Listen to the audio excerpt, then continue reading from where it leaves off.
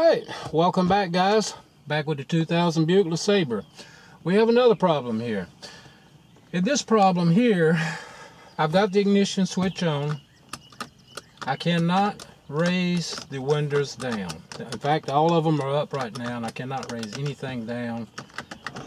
I noticed that the lock button here, I noticed that the light doesn't work on it. If I try to move the mirrors on the driver's side, it does not move. If I go to the right side, the mirror does not move over there. Okay. If I go to any one of the doors to try to raise the windows down from this switch there, it will not work. How would you approach this one? Maybe we could check some fuses. We could do that, but let's take another look at it in another way. Let's hook the scanner up. Let's see what this thing will tell us. Okay, let's go in.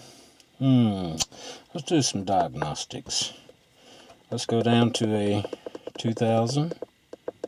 That's what it is. It's a passenger car. Let's go into the body. This is a H product line. By the way, that's the 4th VIN character. It is a Buick. It is a custom. Alright. Let us continue. And let's go to the driver door module. Alright. Got any trouble codes? Let's see if we got any current. Alright. We have a U1170. It says loss of driver's door switch assembly serial data. Okay. A little bit of background here. The way I'm communicating with this here driver's door module is through the Class 2 network. Now, the other door modules that's over here on the passenger side and in the rear, they are communicating with the driver door module through a simple bus interface. It's also known as a SPI. So basically, we're going to try to communicate here with this here driver door module, and in return we're going to see if we can get this here window to activate, to go up and down, and that'll tell us that the door module is good. Also, we can look at the status of the switches. I can press them. We can also activate the other doors, the mirrors. So let's just see if we can do that. So I'm going to go back over here to the scan tool, and we're going to back up out of here. And let's back out of that, back out of there. And let's go to data display first. Let's go down to, well, let's see what we got in data here. Okay, nothing in there I want to see. Let's go to inputs. Okay, driver door lock switch. Let's see, driver left front window switch. And I'm going to actuate this switch over here. If you look at the second item there, you notice it says idle, so nothing is happening. Okay, so I'm going to do the driver right front. Okay, nothing. I'm going to do the left rear. Nothing. Right rear. Nothing. Okay, and I'm sure that the door locks are going to be the same thing, so I can actually do the door lock switch, and as you can see, nothing. Alright, so let's go back. And let's go back. Let's go into special functions. This is the bidirectional control. Let's do a door window test. Let's try that. Driver window. Sounds good. Let's try that. So what I want to do is I want to carry it down. So let's try it. Okay, so it goes down. So now I'm going to go up. Okay, that looks good. Alright, so let's go back. Let's try the passenger window. Let's see if he'll go down. Alright, let's go down. Looks good. Going back up. Okay, so now what that told me there is that I'm communicating with the driver door module, but when I send a command to it, it is actually sending a command out on the simple bus interface, which goes over there to the passenger door. And also that does also go back, the simple bus interface goes back to the rear doors also. So we'll try one of those and make sure it'll work. So I know the simple bus interface is working. Okay, so let's try, we'll try one more on the back. We'll do the left rear window and we'll see if he'll go down.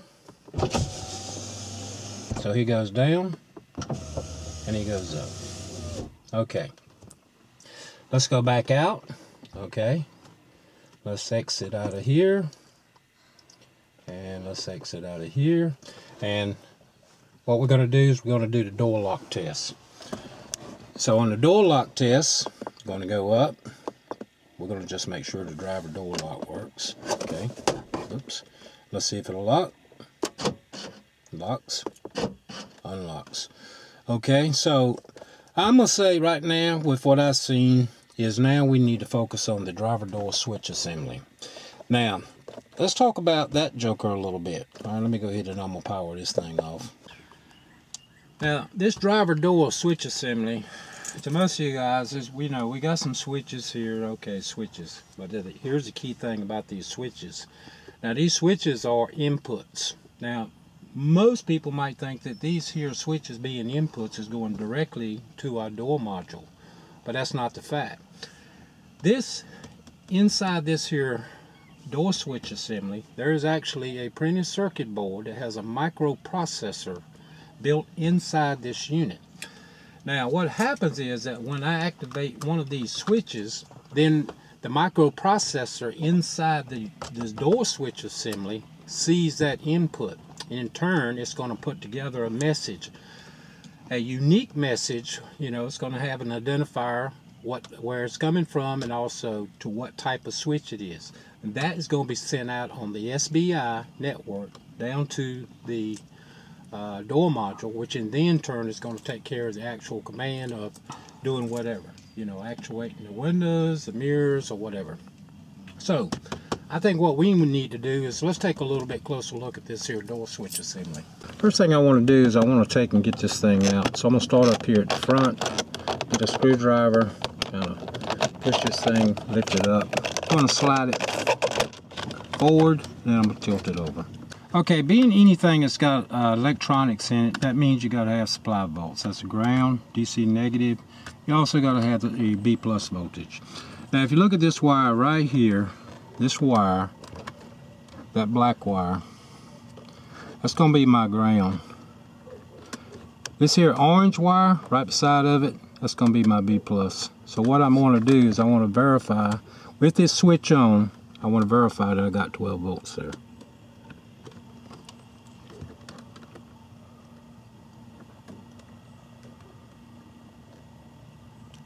Yep. Now I have my leads reversed. So I do, yep, pretty much I got my 12 volts. Okay. All right, so also one other thing I could try to do is I want to look at the data line, that SBI line, simple bus interface. So I'm going to set my meter to min max. And I'm going to look at this here tan wire, tan with a white tracer and to ground.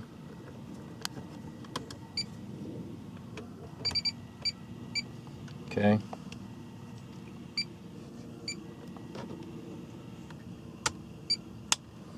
And what I'm looking for is for a response. That pretty much stays the same. Okay. I think what we need to do is replace this here door switch assembly. All right, first thing I want to do is I want to turn off the ignition switch. Anytime you start unplugging connectors and all, you want to make sure you got your switch off. I'm going to push down on this connector. Just pull it out. All right, guys, here's my new switch. And before I put the console, or the bezel I should say, around the new one, I'm just going to give it a check here. So I'm going to plug it up, turn on the switch.